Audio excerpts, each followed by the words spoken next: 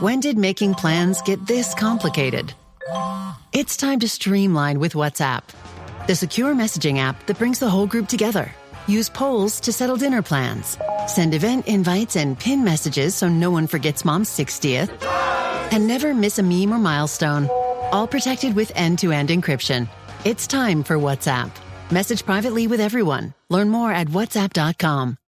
If there was a mashup of all the times on my show that I said I should have listened to my wife, this would be probably the fucking intro to it. She said, keep being yourself and you will end up where you belong. Yeah, over a long enough time horizon, it's factually true what your wife said. Like everyone wants to talk about, how do I scale my business? It's not about getting bigger. You have to get better before you get bigger. Yeah. And if you get better, everything just gets bigger on its own. And it sucks because it's a long journey. What is the expression? Everybody overestimates what they can do in a year and underestimates what they can do in 10. It's 10 years. Like if you're 18, that means you're 28. If you're 28, it means you're 30. If you're 30, it means you're 48. Who gives a shit? Shawn French, what up?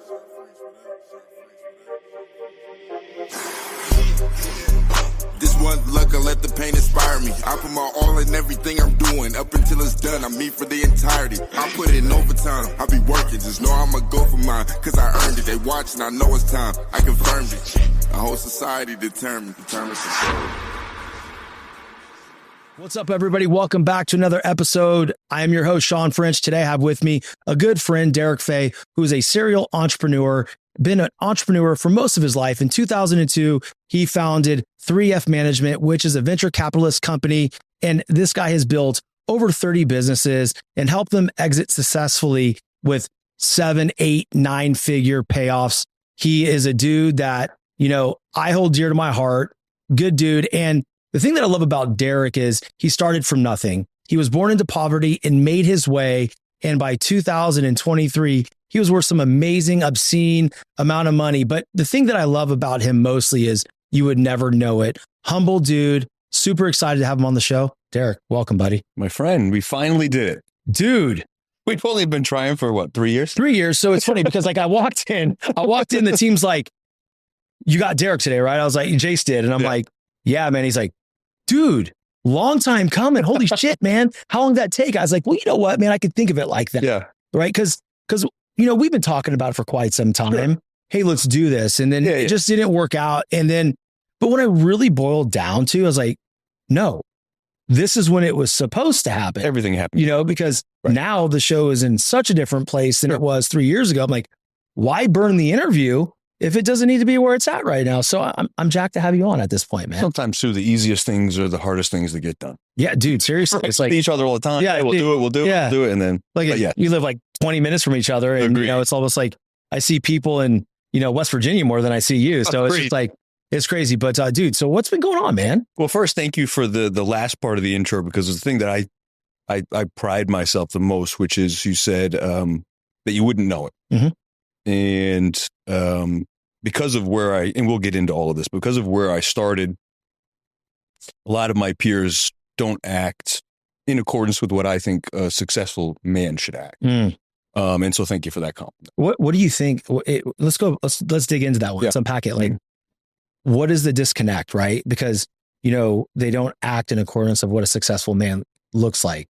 Yeah, well, everybody's opinion is different on that. Sure. But I think, in a nutshell, I think fast success creates no appreciation. Mm-hmm. And, a slow success for guys like us who came from nothing. Mm-hmm. And although it may seem like I'm an overnight success or you're an overnight success, we know the truth. Yeah, dude. It was not years, not a decade. It was decades of ridiculously hard work. And just like working out or hitting a baseball or riding a bike, there's a muscle memory to success. What I mean by that is someone that has put in the years, we understand and remember what it was like to be without, to not have. At least for myself, I was looked down on at a period of my life. I was told I was ridiculous. I was told I could never do it. So you better believe I would never do that to somebody else. And so that for me is what a successful man is. Rinse takes your laundry and hand delivers it to your door, expertly cleaned and folded. So you could take the time once spent folding and sorting and waiting to finally pursue a whole new version of you. Like Tea Time You. Or this Tea Time You. Or even this tea time you. So did you hear about Dave? Or even tea time you. So update on Dave. It's up to you. We'll take the laundry. Rinse. It's time to be great. Oh, that, man. And I agree with that, because I look back at the beginning of my journey and building the show and building the brand. It's like, there was so much noise surrounding the fact that, like, who the hell are you to do this? That's right. Right. Who are you to do this? Like, what gives you the right? That's right. And at some point, I thought to myself, like, they might be right. They might be. Sure. But it's not any of my business or what they think about what I'm doing. Right. I'm going to execute this the best of my ability, and we'll see where it ends up, man. Yeah. Because, you mentioned something interestingly, like, I would never treat somebody like that, because that's how I was treated. That's right. When I was starting, like, man, there's a lot of different people that come to me now.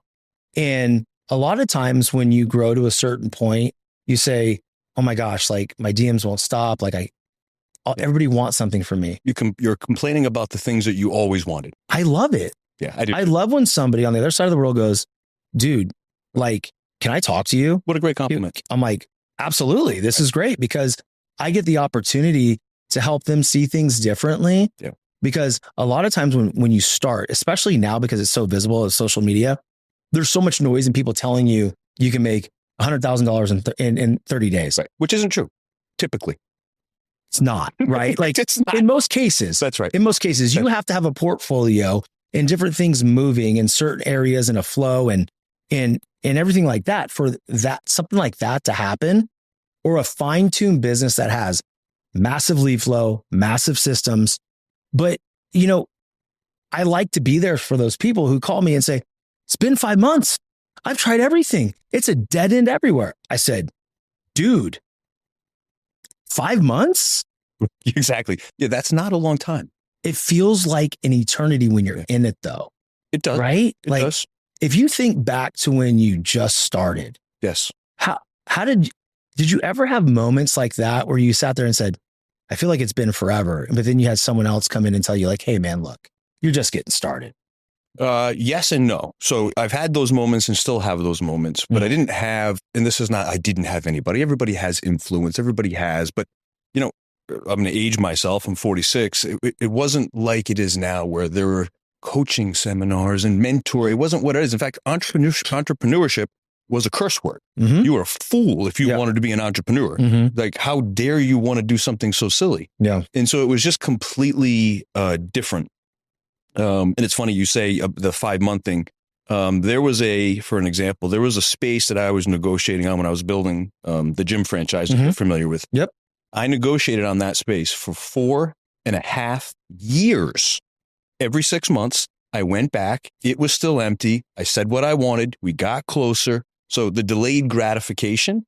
And then, fast forward to about a week and a half ago, I've got a partner in my credit card processing company, and they were freaking out because the deal was taking more than 30 days. Like, there's no way this is going to happen. It's been 30 days.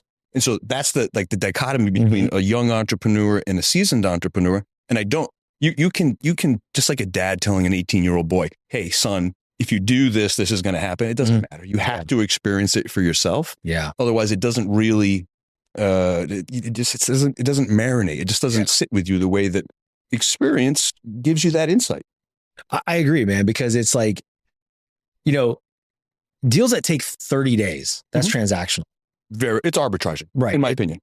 Yep. And so when we look at, like you said, 4.5 years to negotiate your space, right? And then from that point, it grew massively. You were very successful in your exit and everything like that. And I think it's to the credit of, I read something on you, is just, you see things differently. Mm-hmm. Like, you're able to pick up on things that certain people aren't able to pick up on entrepreneurship and deal structure, et cetera. Sure. Can you talk on that for a little bit? Where it came from or how I look at things? Maybe both, man, both. Yeah. I mean, I think it started with my childhood. And so, not to get too much into the weeds, and this is not a victim statement, but it's a part of my DNA. Sure. Had a very, very difficult childhood. And when I say difficult, single mom, poverty, Section 8, horrific abuse, like all of the reasons you could imagine to not become something. But it taught me a lot of things. It taught me resilience, but more than anything, to answer the question, I started looking at the world completely different for completely different reasons than most people do. A lot of kids, most kids, almost all kids at that age, are not worried about a lot of things. They're not worried about, how do I talk to this adult so that he doesn't hurt me? He walked in the door. Is the look on his face mean that he is intoxicated or not? And how do I respond? And so, it took me years to really think through this. And I believe that's really where I started to be able to read individuals, read situations, and interpret them in really, really quick time. And that has served me incredibly well throughout the years.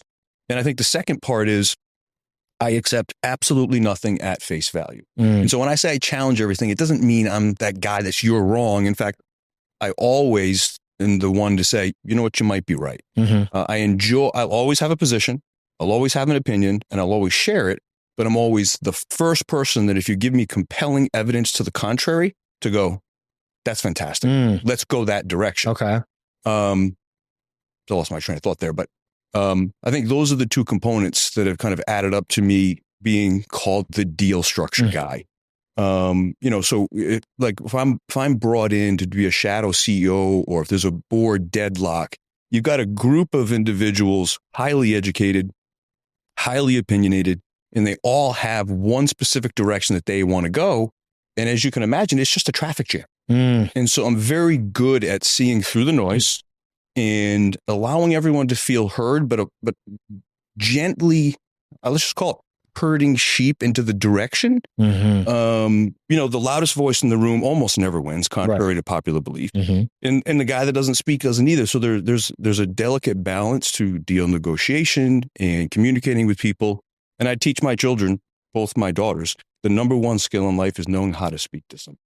And that doesn't really have it's not so much about what you have to say. Like I can sit with somebody at a bar, as I often do, and say, if we talk for 30 minutes, I talk for 2 minutes, and they leave that conversation saying, I like and trust that guy. Why? Because you listen to the individual and you bounce back and you follow the rhythm of what they want to communicate. Everybody's so intent on giving. Let me show you what I know. Let me show you where you should go, versus sit back, let them get it out. And then it's a slow guidance. It's interesting because we're the same age, and I look at, the things that you said about your background. There's a lot of parallels with mine, right? So, I was pretty much raised the first 9 years of my life by my mom and my grandma. And then, later on, my mom remarried and became my dad, right? It's like, he's my dad. But there was also a lot of activity going on, like when I was super young, going to churches, coming home with boxes of food. Right. And not only that, once my mom met my dad, who was in the Navy, they would have parties constantly. So I was around all these adults, and I was trying to navigate. If I look back, I'm trying to navigate how to speak to everybody. Right. And understand a world concept when I'm, in my child. Yeah. I'm a child. You're a baby. And I'm sitting there in an apartment and then eventually a house in my little play teepee hanging out. And there's kegers going on, and I'm sitting there hiding because I don't know what's going on. That's right. Right. And I don't understand it. But what happened as I grew up, I was able to have conversations with anybody. And this was a skill that was back when my dad was reading me the Riot Act, like, yo, dude, if you don't make it in baseball, what are you going to do? You don't have any other skills. You can't work with your hands. Right. And they used to make me angry for a long time. Now I embrace it, and I thank him for it, because all he was trying to do was make me aware of maybe my shortcomings and what my skills were, which was baseball. But I said to him, I'm like, this is what I said to him in high school. I go, well, no, like, people like me and I can speak to anybody. A very good conversationalist. He goes, like, incredibly undervalued skill. Right. But at that time, there wasn't this. Right. It's like, you can't make a living out of that, Shawn. Like, what are you going to do? And so anything that I did, whether it was coaching baseball, being a teacher, then working in payroll, then the medical industry, it was all this test. This was the pre-work for this. So like, I see things differently too, from a very creative standpoint on relationship based stuff. Like, I always felt that if I can find relationships that are the reciprocity level's high. Mhm. I could survive. I can grow something. That's right. And that's what's going on here. So like I see a lot of parallels in just the, young boy trying to figure it out, like trying to understand adults, how to communicate. I think it served me. Absolutely served. 100%. You know? And you crediting your father is an incredible trait that I see very, very rarely, and I just call it accountability. Mm-hmm. Like no matter what happened to us, what happened for us, whether it was good or bad, we have control over what we do with it in the future. And I don't hear that spoken to enough. So good for you. Yeah. I mean, I think there's, and I've been caught up in the other side of it too. Like you have to go through it to get to it. Dude, it was, I mean, that's through with everything. Yeah. I mean, like it was funny because I was at Jason's Deli with my family, my 3 kids and my wife. Yeah. And it was, I remember the date. It was September 28, 2024. Okay. I hadn't talked to my dad in years. He texted me, "Hey son, happy birthday." I'm like, my birthday's in a month. Well, he's early to the party. I was like, Dad, hey, thank you. But today's my birthday. October 28th is my birthday. Yeah. And he goes, yeah, October 28th, 1979. I said, no, 1978. But I'm like, what's up? And he goes, well, I'm in the hospital. I wanted to wish you happy birthday. I think really what was going on at that point, because at first it triggered me. Sure. Then I got curious, like, what's going on? Yeah. And he goes, well, I'm, have an infection. I potentially might have to have my foot amputated. So this guy sitting in a hospital bed, potentially about to lose his foot, which he didn't, thinking about me, right, wishing me a happy birthday. I could take it as he doesn't know when my birthday is. That's right. Or that he thought enough that he needed to wish me a happy birthday because he wasn't going to be able to that day because he's had his foot amputated. So at that point, I realized something, man. Like, I really have to drop the bullshit with my dad.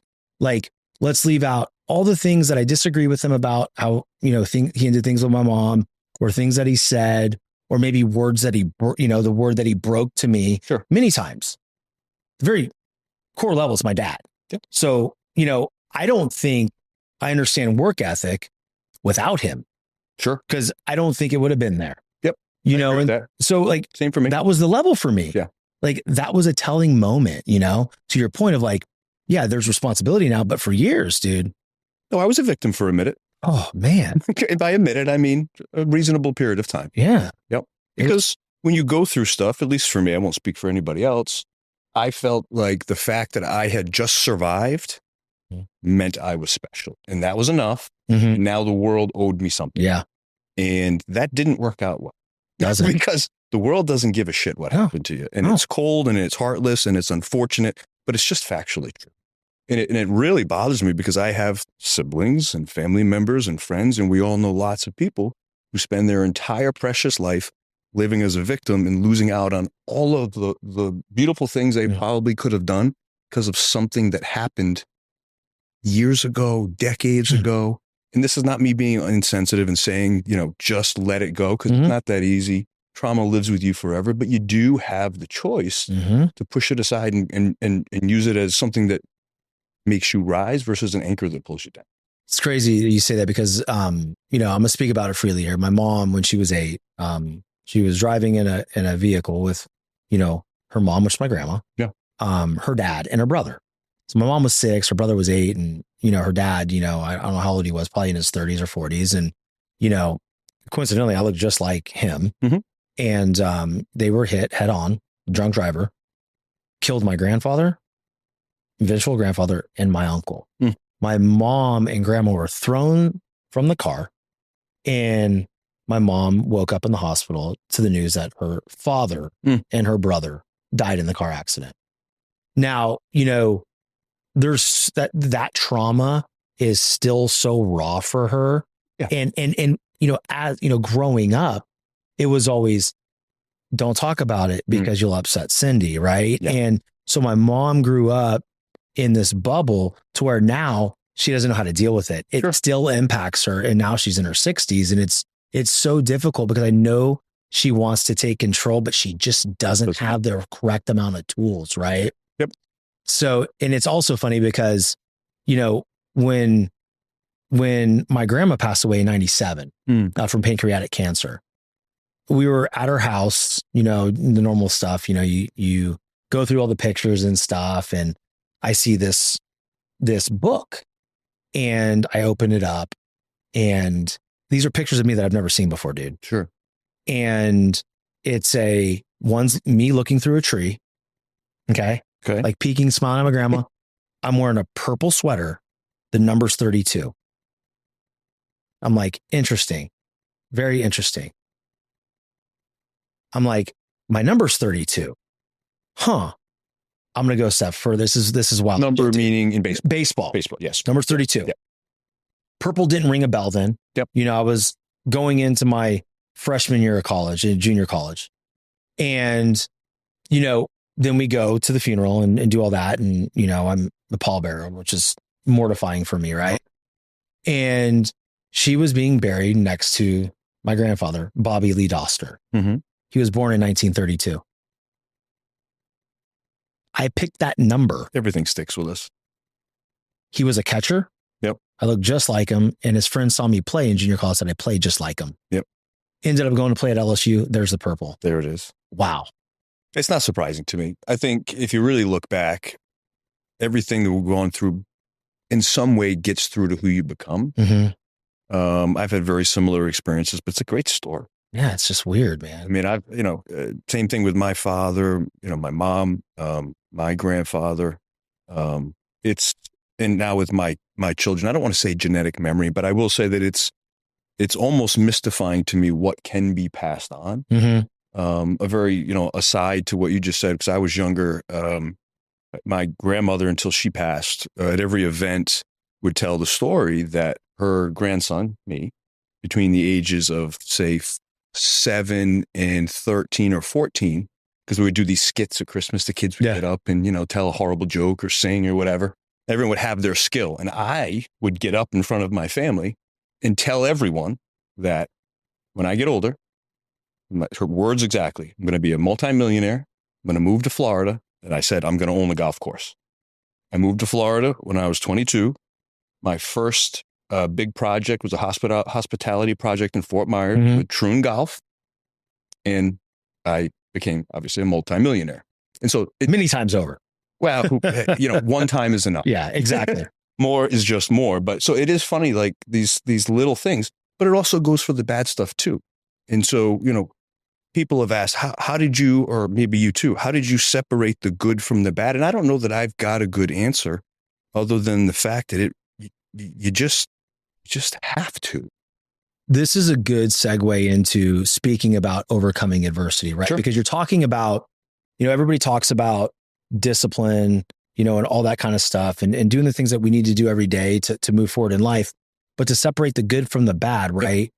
Doesn't matter. Like if we're really trying to go for something, talk to the audience about, how you get out of your emotions at certain points in the time and still run the play, man, because I think that's where people struggle. Well, for me, it's all about internal narratives. I have what I refer to as an absolute delusional confidence. And don't confuse that with ego. Although I have probably as big an ego as any man you've ever met, but that's a gift I give to myself. I give humble to everyone I meet. You've known me long enough to see it. A lot of people say it. They're all kind of, not really living that path. But my entire life, I talk to myself relentlessly. You hear these guys talking about it, but I really, really have, even from a young age, I've created this reality in my mind as a young boy that really didn't exist. In fact, it was so far from the life that I was living. I tell James about it all the time. Like, if you watched a movie about my life, you would think there's no way that could ever happen. That guy with those limited skills, with no formal education, could have never come from that point to this point. It doesn't seem real. And so when I look at that, I ask myself these questions, and it really has all come down to my internal dialogue. I tell and this is still true today. It's not like you don't get to a point in life and all of your problems are fixed. And it sure as shit isn't fixed by money. It is a constant everyday work, I suppose, until the day that you're not able to think anymore, until you're gone. I would assume. There are still days, multiple times a week, where I'll say something to myself and I say all the time, sometimes you have to tell yourself to shut up. Mm-hmm. And I do it constantly. I'll say what I would consider a form of weakness, like, oh God, I'm exhausted. I'm not going to the gym today. And then the other voice in me will say, get your ass up and go. And I've just programmed myself to combat. I call it the cheerleader and the challenger. Yeah. I've got both of them in my head, and they're fighting all day long, but they work in synergy. And it is real. If I had to pick one thing, that would be the difference in my life. See, So, you're about to make a trade based on a friend's text. But which you do you listen to? Is it, oh, we could buy a house in Tulum? Get optioning those options. We could lose everything. Or, let's do a little research. Get your head in the trade and make the investment decision that's right for you. Learn more at finra.org/trade-smart. I'm in alignment with that, right? Because every single time there's something that I need to do, like if I'm, need to get up at 4 a.m. to go to the gym and I wake up and my body's hurting a little bit. Your first voice is like, go back to bed. It's like, man, you don't have to do like, what are you doing? That's like, right. Your beautiful wife's next to you, sleep an extra 2 hours, man, you can go later. That's right. But if I do that, I'm breaking my word to myself. That's it. And what else am I going to shortchange everything throughout the rest of that day? So people think it's disconnected. No. One decision is going to lead to the next one and the next one. And if you can win decision number one, by the time you get home from the gym, because we've had this conversation, like I'm at a point in my life, I have to go early. Right. And if I do that by 6:30 a.m., I've got like a few different wins, man. And then the next task is so much simpler for me to complete. The hard ones, the hard conversation with business partners, the hard conversations with the kids and your spouse, like all these things become very doable because you're executing discipline in every single area of your life. And I just think that people, and I know it's a generalization, right? But when people come to me and say like, how do you do this? Because like, I just can't get up that early and go do it. I'm like, no, dude, you're telling yourself a story. You're letting one voice win. That's right. Don't listen to that voice. That's right. Prove them wrong. Yeah. That's what's keeping you where you're at. That's it. There's too many people doing that. 100%. And I had a really interesting conversation. I was at the Sugar Shack. Oh, I went there a couple of weeks ago. First time I've ever been. It was actually really great. Really great. Not sponsored by Sugar Shack. No, absolutely It's just really great. It can be if you want it to be though. Yeah, that's Price right. is right. That's right. And a friend of my fiance was there, a highly educated man, really great, charismatic, and instantly thought he was just an entrepreneur. He was telling me that he works at a company. He's been there for 25 years. He's cultivated all of the relationships. He has all the contacts. He laid out a business model. And I'm like, you're going to crush. Yeah. He goes, and my wife told me I had to do it. So he had the wife's buy-in, and he goes, I just can't do it. And I said, well, let me recap. And I listed all of the positives. And I said, so why can't you do it? So he looked at me. That's kind of like an awkward moment of silence, but I'm really good at sitting in silence. You'd be surprised how much comes out of silence. And he just said, very quiet. First time the whole night he was really quiet. He goes, I'm scared. And I go, I know. Of what? And he goes, what if I fail? And I go, 100% agree. I said, just do me a favor. Do this every single time you say, what if a negative? Sit in it, absorb it, but then counter it with, what if I don't? Every time you say, what if, and it's a negative, give yourself the opposite side. And over time, that's always going to win. Every single time. And he looked at me and he goes, you know what, man? Maybe I'm going to do this. Now, whether he does or doesn't, that's not the point of the story. But even I still have that what if negative, but it's always outdone by the what if positive. So funny, dude. Those thoughts go through my head every day. Of course they do. Like I always think, like, what if this dries up? Like, what if 100%? What if this starts to suck? Right? And What if sitting that too long? You're dead. You're but dead then I go, water. then I laugh. I go, it ain't gonna. That's it. Because we're gonna keep growing. We're gonna keep doing this. That's right. And like, what if it's massively successful? Right? And I started thinking, it takes off in a way you could never imagine, but you stopped. Every conversation is your.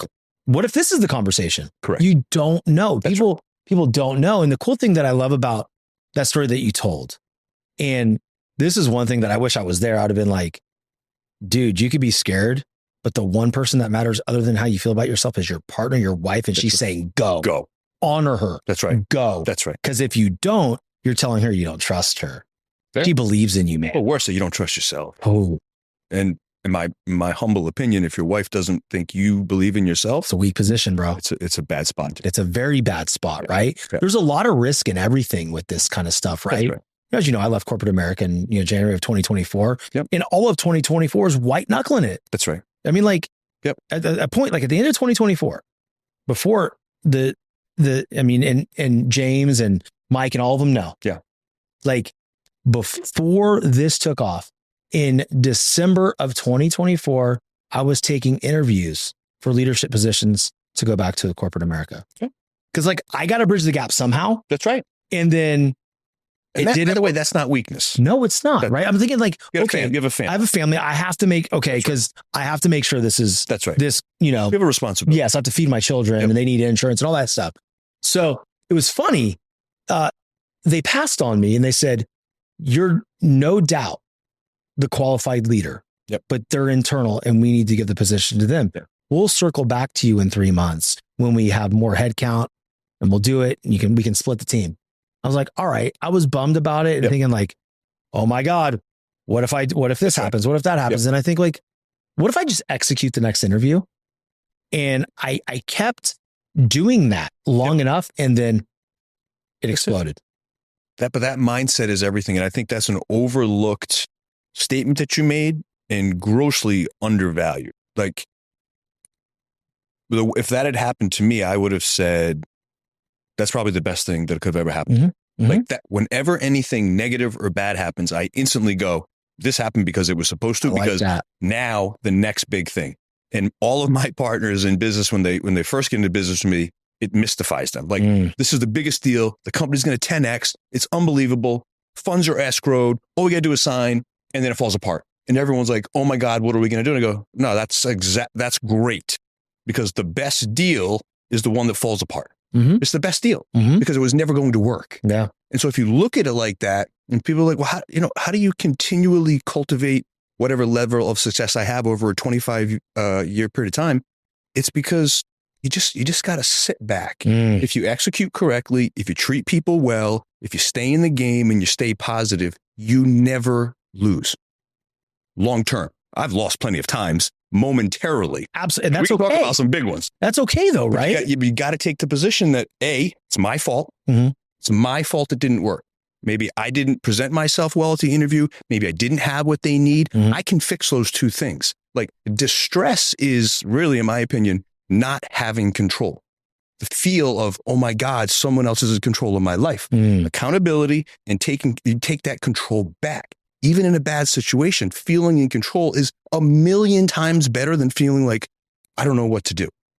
Well, it's a power position, right? It's a position of power and confidence, right? So like if in the audience listening and watching, if you take one of the situations you're going through right now and you give it so much power to impact your emotional state negatively and eventually impacting your physical health, you're letting it win. That's right. But if you sit there and say, all right, like Jocko says, good.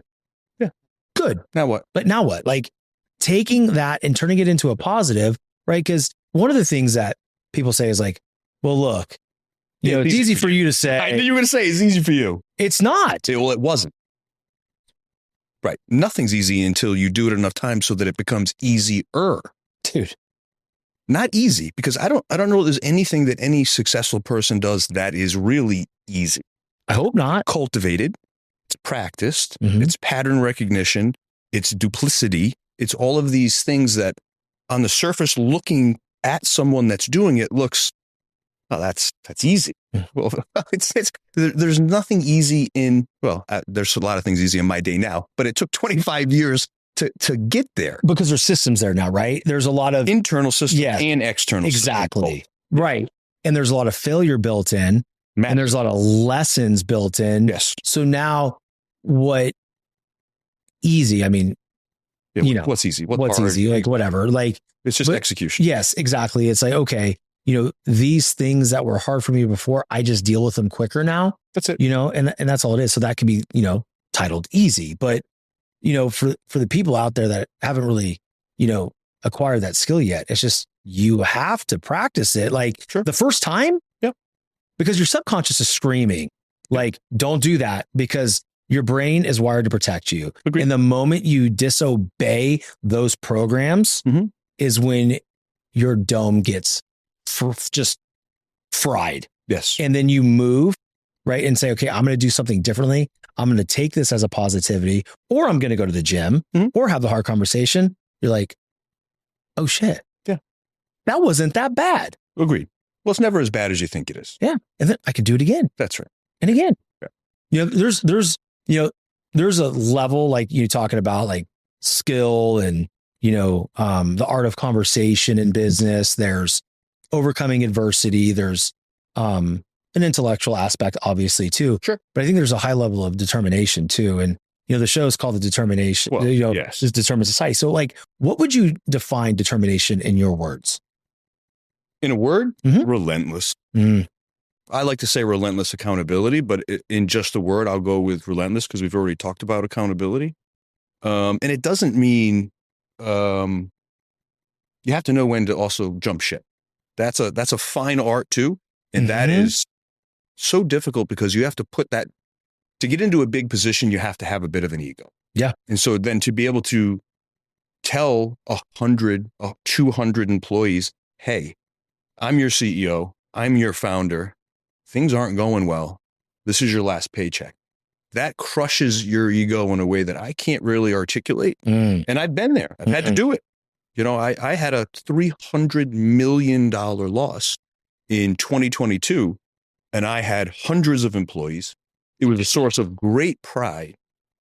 And I had to do a call with all of my employees and tell them this was the last paycheck you guys are ever going to get.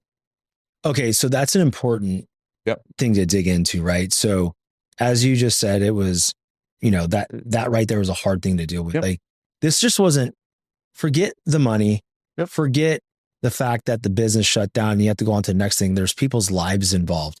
How did you, because you're a good human being, you have a heart.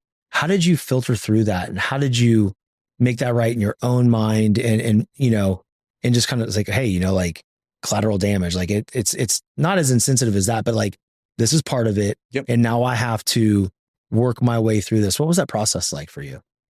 Well, the reason behind it, we'll circle back on, but the answer is accountability. I'm going to keep using these two words because really, if I have two words in my life, it's one of the big words. But I made sure that everyone was paid for everything that they did. And that meant taking a greater loss than I had to. I made sure that all of my vendors were paid, even though I didn't have personal guarantees on everything. And so I honored the reputation that I had built. So for me, I felt like I had done everything I needed to do. I cleaned up my mess. And not everyone does that. And I'm not saying that people that do it or don't do it are right or wrong, but for me, it's the right thing to do. And because I did that, the call went incredibly well. People were sad, but they were safe. And so that's my responsibility as a leader, to take supreme accountability, because I take accountability when I win. I stand on top of that with my arms up in the air. The opposite. But if you're not standing in front of your losses, then you are, I'll go as far as to say, you're not a good leader, you're just not a good person. Fact. And then if you wonder why your career isn't going the way that it is, or if you wonder why I can have a couple major losses and still have people line up to stand by my side when I'm doing something different, that is the reason. To me, do you know what I think about when you're talking about that? Integrity. Absolutely. I mean, yes, accountability, relentless, but like, I think there's a high level of integrity in that, right? So, as we go through hard things in life, losses, shutting companies down, people losing their jobs, it's all very sad. It is. Those emotions, though, and the blowback is manageable if you handle it with integrity. I agree. And you did that, right? So that it still doesn't mean everybody's happy. No. Or satisfied. Right. But you have to clear the deck. That's the thing that you can control, though. You can't control how somebody else filters the information, takes it in, and uses it in their own mind, right? And some people may even disagree with it.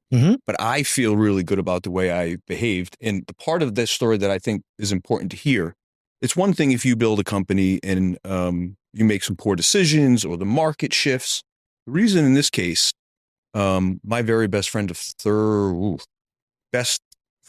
18 or 19 years, godfather of both my children, performed a massive act of fraud and did a bunch of things that put our company in a position that it couldn't recover from. So I was well within my legal right to just go, I didn't do it.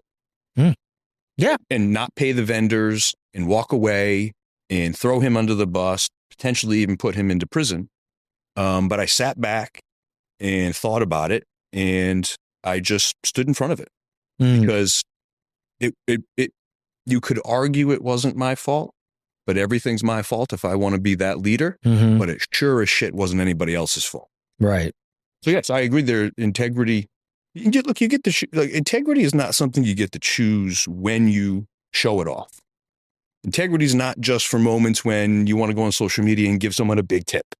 Integrity is when you tip somebody big every single time you go out to the point where people know you.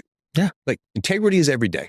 Integrity is not just when people are looking, and it's the hard moments when everything about being that man of integrity really hurts. It hurts financially, it hurts emotionally. But when you do it, it doesn't just change people's perspective of you. It changes your perspective of yourself. And so in one of my biggest losses, I found probably the greatest source of pride in myself. I love that, dude. Something great came of it, right? And, it did. Yeah. And it was one of those things that you may not have known you needed that, but when it came. Massive lesson in a lot of different levels. Yeah. I mean, to me is like getting a great sense of pride in something and how you handle something, especially in the case of your partner and, you know, the godfather of your two girls is you stood in front of it. You could have sidestepped it. Right. But you did it. You hit it head on. And I think one of the biggest things that I've learned in this journey and all the conversations that I've had with successful people like yourself, it's like everybody massively successful takes those emotions and the things that are really shitty and they put their face right in front of that shit. Like you lean into it hard. And that's what we've done here. It's like, you know, everything that I've done here, like I have to lean into all the shit. Like as bad as it hurts. I mean, there was moments, you know, back when you first met me and met the boys, you know, like some people say it's soft, but for me, it was just my emotions. Like in between filmings, I would be sitting at my desk crying because I felt alone. Yeah. I felt that there wasn't any viable real business for people to come in and invest in and for me to make money. My wife always told me this and I fought her tooth and nail. And like, it's like, if there was a mashup of all the times on my show that I said I should have listened to my wife, this would be probably the fucking intro to it. Is she said, keep being yourself and you will end up where you belong. You will end up where profound. And I'm like, yeah, it doesn't work like that here.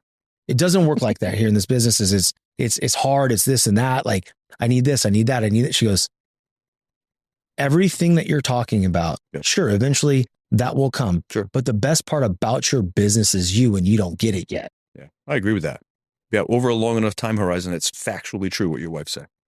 People just stop too soon. Yeah, and for me, it was like, no, I came up for air. Yep. You know, there was a point in, I think maybe 2024, I took a 4-month break. What's wrong with that? I didn't have perspective. Yeah.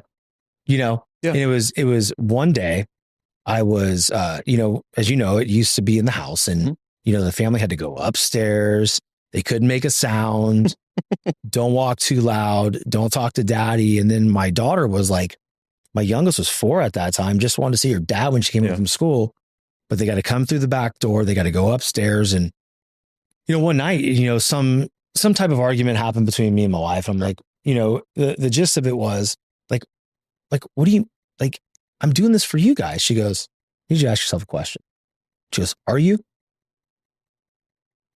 And I got so mad. I was triggered. Yeah, man. You get mad. And I didn't. When the truth comes, you get mad. Right? Men. And it wasn't that I wasn't at the core of me, but I was displaying it differently. Yep. Right. In the outward version of it. And I, you know, my emotional regulation was a lot worse then. And I exploded. Yep. And she goes, okay, we're going upstairs. When you're done throwing your fit, we will have a conversation. Why don't you go for a walk? Whatever. Is your wife a therapist? No. Okay. She's just a spicy Latina. You bet, Jackie. You know, Jackie. So I just, so I went for, go for a walk or a lift, and I'd come back, and I didn't have perspective. I was so worried about the revenue, so worried about what I needed from somebody else to make this thing go. I was like, I can't record another show until I have perspective. Yeah. In the moment I had perspective, I recorded again, and it's been week after week. There hasn't been one delay. Yep. In fact, now we're 2 episodes a week, right? Yep. So, but I worked through those things, those hard points of just taking that deep breath and coming back better.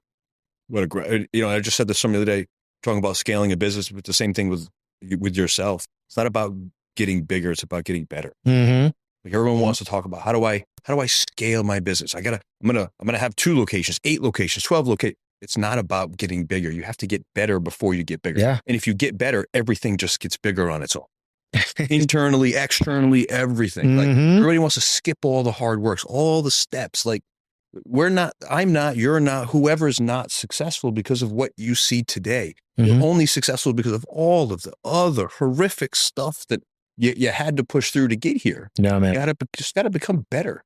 And it sucks because it's a long journey. Like this social media nonsense, and I talk about it all the time. Like it's not going to happen that way. It just isn't. No. And listen, it doesn't mean that it hasn't happened for some people, but fast money leaves pretty quickly. It's a long journey. And, I think, what is the expression? Everybody overestimates what they can do in a year and underestimates what they can do in 10. 10 years. When someone says, how much time do I really need to put into whatever the thing is? It's 10 years. Like that's the number. Now, is it maybe 7 or 4 or 6? Yes. But in your mind, you need to commit to 10 years. And if you're 18, that means you're 28. If you're 28, it means you're 30. If you're 30, it means you're 48. Who gives a shit? Doesn't matter. It's not a long time. Dude, it's funny because, I look back at it, right? Yeah. And there was moments where I think this should have happened already because of everything. Like I was so naive when I got into this space, and I believed everything I saw on social media because that's just my heart. Yeah. Like why would somebody lie about this stuff? Like, it doesn't make any sense. Just because the type of person I am, I wouldn't do it. So I'm very honest with my journey, right? Of all the shortcomings and all the other stuff. But like, I started thinking in terms of, okay, wait a second, decades, right? Right. Like, where am I going to be in 10 years? That's right. So right now we're having conversations, like me and my team, every Tuesday morning at 9:30, we have a team call. Yep. My nephew JT was there and watched the whole thing today. We're talking about things now that are 5 years out. Sure. So like in 5 years, I'm looking for this deal. That's right. It's 10 years. Yep. It's 10 years. Sorry, 9 years. Yep. Will it happen sooner than 5? I think so. Yeah, maybe. But if not, that's fine. That's right. But the better part of a decade is what you really need to build something massive. I agree. And for people listening, that doesn't mean that I want to be whatever in 10 years. You just sit and wait. Like an astronaut. It's been 8 years. Like I'm not in space I yet. call it reverse engineering. So if my big goal is 10 years, now that shows me how to reverse engineer and what I need to be doing as soon as even tomorrow. Like you take out a piece of paper and say 10 years, 9 years, 7 years, 5 years, 3 years, 1 year, 1 month. And you build out that model. I did this as a young man. I built out what I wanted to become, and I did it systematically. Just like if someone said to me, and this is why where my delusional confidence comes, can you do this? And if I don't have the skill, I know I can do almost anything in 90 days. Because if 90 days, I need to do this thing. I need to run a 5-minute mile. Day 1, I'm going to go run a mile and see what my time is. And now I know I've got 90 days and I can track my progress every single day. And you can do that with any skill, any goal, anything you want to do in life. It only seems impossible when you sit there and you look at the top of the goal and go, geez, it's just not even possible. But it is when you break it down into small steps. Because what you're talking about now, right, is getting a base level. That's it. Where am I today? Where am I at right now? That's right. And then like planning out your strategy and then your daily strategic activity to get to that 90-day goal. Right. And so let's talk about like, you look at that big goal, right? Like the 5-minute mile. You're never going to get it. You're never going to get it unless you run that mile that day, that day 1. In 12 minutes or 9 minutes or whatever it is. Yeah. And then start your process. And then every single day, the micro movements. That's right. Like, okay, maybe I need to have less food here, more food here. That's right. Implement this, do some sprints, maybe some cross training days to rest. And then you start to get better. And so you're seeing all of your work on a process that you're sticking to and being disciplined. Sure. And then all of a sudden you hit that goal. That's it. And everybody goes, oh my God, you run you hit 5 minute mile in 90 days. What's it feel like? I go, not as good as this stuff. That's right. Because that's where you're made. That's it. Yep. My daughter's boyfriend said something to me. This is like about a year ago. Or at the dinner table. And he said, you were an athlete one day or one time? Yeah. I was so offended. One time? First of all, I'm always an athlete. I'm still an athlete. I was so offended by that statement. So I went right at him. I go, and pick a sport, pick a skill. Let's go. 90 days. I said it. 90 days. Dinner's over. Dinner's over. So he goes, basketball. Well, I go, you're 6'7". Like, let's get real. Yeah. But I'll still accept if that's the only challenge. Yeah. So I use this example now because it happened. He said, well, all right, we'll run a mile so you can go as fastest. So I go, perfect, done. Now I asked my daughter, like, what is he? Because he runs, he doesn't track. And I think it was like a 6 minute, 5 second mile, or whatever it was. So I'm like, okay, I might be in trouble here. Yeah. So I did that. I went out, I ran my mile. I'm not a runner. I'm a body. I'd work out. Like, I lift heavy things. I put them down. That's it. Yeah, exactly. And I think my first one was like 9:13. I was like, oh man, oh man. But you know what? This comes to me being a little sociopathic and relentless. When I get locked into something, which is a skill, my next day was instead of 9:13, it was 9:11. And I just kept cutting off seconds. And I always thought, we won't get to whether I beat him or not, but I do want to know your time. You're going to tell me your final time. Well, I didn't beat him. But I went from 9:13 to like 6:37 or 6:42 in 90 days. And he will never call you an athlete a long time ago ever again.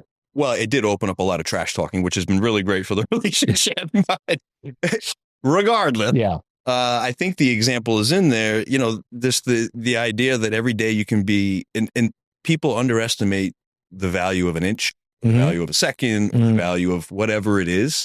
And I've built a career on that kind of model. This is where I want to go. This is where I am. What do I have to do to get that? And I think it might have even started with baseball. This is something you probably can. Like, how do you get better at hitting? We'll take 1,000 swings. How do you get better at fielding? Take 1,000 ground balls. Well, so it's that simple. I just have to do the thing over and over and over, and I get better. And that was ingrained into me. Hey, you know, your time is down. Well, shit, I gotta do sprints after practice, or I gotta run more. Like, it's just you need to do the thing. It brings a certain level of confidence, right? When you're out there executing something every single day, you gain a certain confidence that not a lot of people have. Yes. Right? Because you're putting something out there and you're doing the hard thing and staying disciplined and doing it, when most people are like, all right, well, I did it 5 days in a row. Right. I'm never going to. I'm tired. Right. No. Yeah, who cares? No. Yep. No, you do the thing, right? And it's so funny because a lot of people, they focus on how do I do this? Like, what do I need to do? It's like, take initiative and just run. Or that the kid out there that doesn't have the proper instruction, right, to field a ground ball 1,000 times the correct way, but goes and does it, is gonna outwork and beat the person that has the skill. Because once that person gets even close, a good coach can make that person into a superstar. Yeah. Because they'll outwork them any day of the week, right? Action beats inaction 100 out of 100 times. Yeah. That's it. Dude. And we're going through that now with my daughter who's 18, the next stage of life. I'm going through all of these very profound thoughts, things I never thought I would with, Sophia turning 18 and, my whole life, you turn 18 and get out and go figure out the world. And now I'm a father. I'm like, I don't remember being scared, and I'm not scared for my daughter, but I think to myself, I don't feel like I'm done parenting. I feel like now this is a whole new phase of parenting that should be occurring. And it's really interesting to go through as an entrepreneur. And she has huge ambitions of being an entrepreneur and taking dad out and showing me what's up. That's great. Doing all those things. And so I'm going through this balancing act of how much is too much help, how much is not enough. I am still her father. I'm not her boss. I'm not this. And so, I know life you go through these phases in life that those are pretty interesting. Those are interesting points. And like, I've got, 6-7 years before Bobby gets there. Right. And I have an 8-year-old daughter and, a 6-year-old daughter. But the thing that I'll tell you about this specific child, Sophia, you said it on air, so I'll say it is I don't think you have to worry about her. Oh, I know I don't. Because I remember having a conversation with you, and this is something I want to share with the audience, maybe a year or two, maybe 2 years ago. Okay. You bought her first car. Yeah. Oh. And she could have probably went and picked, like, I want that Mercedes. I want, this BMW. Yep. What does she? In fact, I offered it. What does she want? It made me choke up because that's one of my proudest moments as a father, maybe as a human being. She said, I thought about it, and I know that you'll buy me a Mercedes or BMW or whatever, but I want this car. She showed me. Now, it was a Chevy Equinox, not a cheap car by any standard, but by the measure of what she could have simply by asking for it, I would say a humble choice. And I said, okay, why? And she said, well, I thought a lot about it, and I don't want the kids at my school to think I'm a rich, spoiled kid. And the first time I get a nice car, I want to be the one that bought it. I mean, I'm done. I did my job as a parent. Do you see my point? Like, that's the thing. It's like that was probably one of the turning points, because I think it's probably when I met you, maybe a little bit before that. But then we had that conversation, and I'm like, wow, that's a good dad. Like, obviously somewhere along the lines that awareness was instilled in her, and it created a bigger, greater respect for you. So that's a pretty damn cool story, man. And like those are the people, those are the types of individuals that go out and know that the world doesn't owe them shit. That's right. And they work, and they work, and then they end up on top because they're willing to do the small things. That's right. Wow, man. So I'll share one more since I'm a proud dad. She's sourcing companies that potentially I can invest in and she can run. And so she brought me a $75 million tech company that was for sale.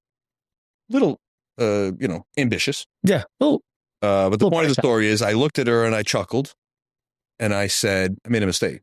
I said, what do you know about a tech company? She looked into my soul, grabbed my soul by the neck and said, what does that matter, Dad? Because I've taught her so emphatically to get in the game and figure it out that if I had written the check, she would have had zero hesitation to walk into a $75 million tech company like, I'm the new CEO and I'm figuring shit out. So it's a skill, man. That's a gift, bro. That's a good story. Some might call it crazy. In fact, most do. She's not going to college. She's chosen not to go to college. She has chosen to repurpose her tuition that I was going to pay to go towards the first company that she chooses. I asked her what company she wants, and she said, I'm too young to decide. So she's looking. So like, it's levels of maturity that I'm not even sure I have at 46, but it came from somewhere. And trust me, I don't deserve the credit. I don't think any parent deserves or doesn't deserve where their kids end up, because there's evidence that you can be an incredible parent and have a horrible kid, and have a horrible parent become an incredible kid. And so that's me just not taking anything from my daughter. Right. Had influence from me, for sure. She's seen me persevere and struggle and succeed, sure. But she also could have just been a spoiled brat too. So that's her. That's not me. When it comes to what your family eats and drinks, you know your choices matter. You're the expert because you know what fits your life. And getting it right starts with good information. That's why America's beverage companies are sharing more information about our ingredients at goodtoknowfacts.org. No spin, no judgments, just the facts straight from the experts for more than 140 beverage ingredients. Visit goodtoknowfacts.org. So that brings up a topic, right? Yep. So the American way, societal norm, do good in school, get good grades, go to college, graduate from college. Yep. In some aspects, it makes sense. If you're going to go play sports, you got to go to college unless you're going to get drafted. Like, cool. Yeah. But there's more and more entrepreneurs now that are becoming more comfortable with their children saying, I don't want to go to college. I want to build business. Sure. That, like, I'm okay. Like for me, like if, you know, my kids go like, and they see what this is and this continues to grow, I don't want to go to college. I want to learn the family business. Sure. I want to start something on my own. I'll be like, all right, dope, let's do it. Yeah. Now my wife, on the other hand, you know, comes from, you know, Quito, Ecuador, a third world country, right? And the only way out of Quito was for her to get straight A's in this public school so she could get to the States. So there's a different value structure there. Sure. And I respect it, but you know, it's becoming increasingly normal for children that want to learn entrepreneurship, stick around, don't go to college, and they learn. Yeah. I've always taken the position of how about we just let the kid decide what the kid wants. How about that, huh? What an amazing thing. How about that? And I've gotten a lot of criticism by everyone, my old partners, administration at schools. I don't want to say that I don't care about education because I think there are parts of education that are essential. And I'm not defining education as book smart, street smart, but just education in general. But all I really want from my daughter is for her to be incredibly happy. And if that means that she is a Fortune 500 CEO, awesome. If that means she's a Starbucks barista and she's incredibly happy, awesome. If that means she's a mom of 3 and her husband is supporting her, awesome. Like I've had incredible hopes and dreams from my daughters with no specificity ever. I like it. Right. And I think that's a mistake parents make is they decide who their kids should be, or worse, they decide who they can't be. And like we talked about, kind of come full circle, stuff sticks with you. So my whole life, my girls have always, hey, Dad, what do you think I should do? What do you think of this? And almost 0% of the time do I give a straight answer. Sometimes it frustrates them because it has never been my job to teach my daughters what to think. I've always looked at it as my job to teach them how to think. And so hot button topic, like when it came to religion, my children had chosen their own religion when they were very young. I talked to them about options. I said, there's Christianity, there's Catholicism, there's Buddhism, there's atheism, there's the Big Bang, there's all of these things. And we got to these deep conversations about each of them because who am I? And this is going to be a trigger for a lot of people, but I have my beliefs, but that does not mean that is what my child's belief has to be. And it's so much more than me just saying, I don't want to make a decision for my kids. I'm trying to teach them I taught them from a very young age how to analytically think about topics and decide for themselves. I empowered my kids at an age that most kids aren't empowered at 18, 19, 20, 30. Like, wow, wait a minute. So I'm little, but I still have the power to think through a topic and make a decision for myself. I think it fundamentally changed the way that they think. I would agree with that because I the education system here in America is designed to just base the students' worth on how well they take a test. They don't really teach them how to think. Agreed. Right. And it's funny because you mentioned religion, and I'll probably trigger some people with this too. But like, and I'm just going to say it because it's real, it's raw. You know, my wife said at one point, we need to get Mia baptized. I'm like, why? Yep. She goes, well, because, you know, my family did it to me. Yeah. I go, but she didn't choose it. Right. So like, I'm always I'm big on, and not poo-pooing Catholicism. Like I respect it, but like, you know, for me, it's like someone needs to choose that. I agree. You know, because then they own it. That's right. Like I made my choice in college. I own it. Yep. Right. Yep. And I want to give the opportunity for my children to do the same thing, man. Sure. So it's like that again, that is a hot topic and a triggering thing. Yep. Because we're not debunking anything that we don't believe in it. That's I'm right. just like, people have the right to make their own decisions. They should. That's right. And a lot of people will say, well, a child's too young to make a decision. Well, there are a lot of other things that we're allowing children to make their own decisions about that we won't get into. But this I want to. Listen. But again, I think for me anyway, it was way bigger than religion or way bigger than this. You know, another thing I did that is hotly debated is I taught my children to challenge authority. And now respectfully. Of course. So, you know, if a math teacher, take an example from like 4th or 5th grade, treated them unfairly, my daughter was the one that would respectfully say, I don't think the way that you're treating me is fair. And the school called me and she was in trouble for it.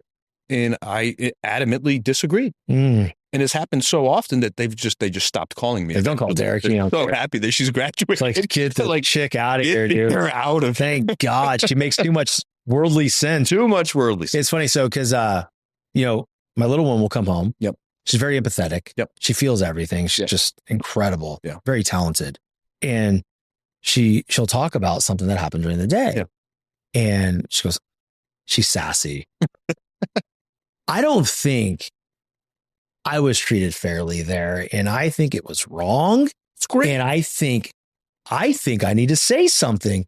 And my wife goes, honey, when you go and you say something to your teacher, or if someone treats you poorly, I don't care who it is, say, I feel there's another way we can talk about, I don't like how I feel when you talk to me like that. Yeah. Can we try again?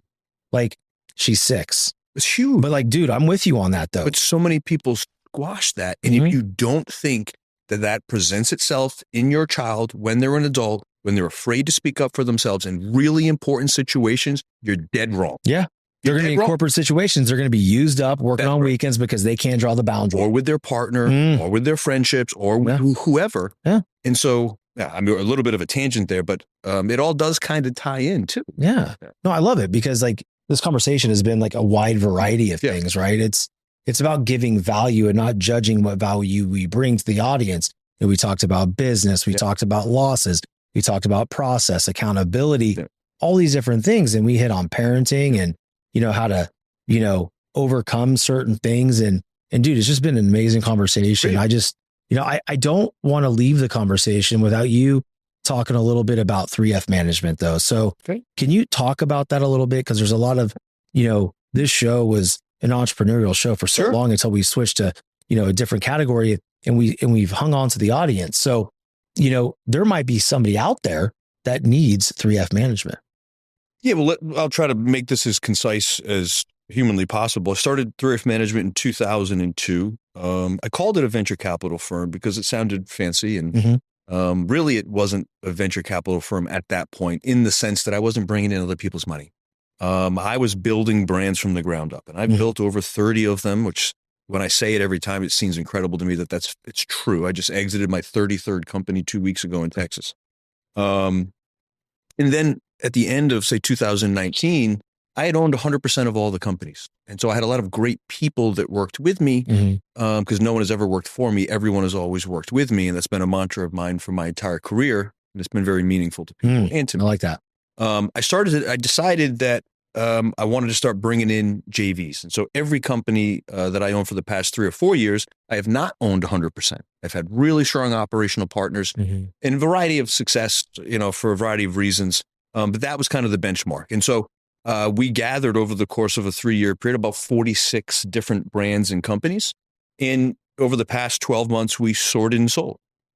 And the reason that we did that is, as you can imagine, 46 different entrepreneurs, 46 different personalities. And a lot of times when they hear, whether it's my name or a founder or a 3F manager or venture capital, they believe that means you're going to get our resources, our time, our energy, our connections, and you're going to sit back and the company's just going to explode. That sounds silly to an entrepreneur, but it is so true. And so that's a lot of words to say that we are once again changing direction. We're going to now, I was just building and then I was just JVing. And now we're going to have a nice mix of both building corporately owned assets and being very choosy with the entrepreneurs that we partner with. And so that's kind of the next iteration. We are agnostic to industry. I don't care what you're doing. I care how you're doing it. I don't care how much money you may be making today. I care about who you are and if you fit in my ecosystem. And that's 3F management. I love it, man. Yeah. I love it, dude. Yeah. I love it. Dude, thank you so much for coming on the show, man. Conversation at the gym. I know, seriously. It's like, this thing on? Hello. So everybody that just listened to the show, watched it, do us a favor and share the show with somebody you know, love, and trust that will get a lot of value out of Derik's stories and the things that he has explained that help him become as successful as he is in his life. So we appreciate you. Share the heck out of it. Until next time, stay determined. Shawn French, what up?